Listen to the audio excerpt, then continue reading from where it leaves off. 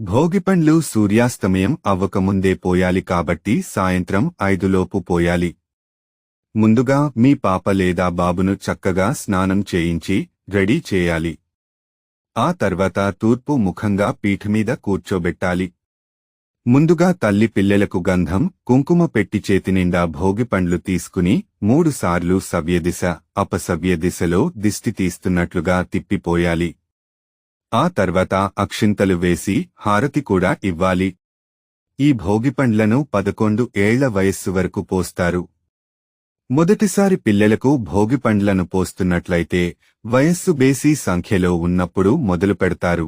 ఇలా చేయడం వల్ల ముక్కోటి దేవతల ఆశీర్వాదాలు లభించి ఎలాంటి అనారోగ్య సమస్యలు రాకుండా ఉంటాయని చేస్తారు. ఆ తర్వాత ఇంట్లో ఉన్న మిగతా పెద్దవారు కూడా ఇదే విధంగా పోయాలి. ఇంటికి ఎవరైనా వస్తే వారికి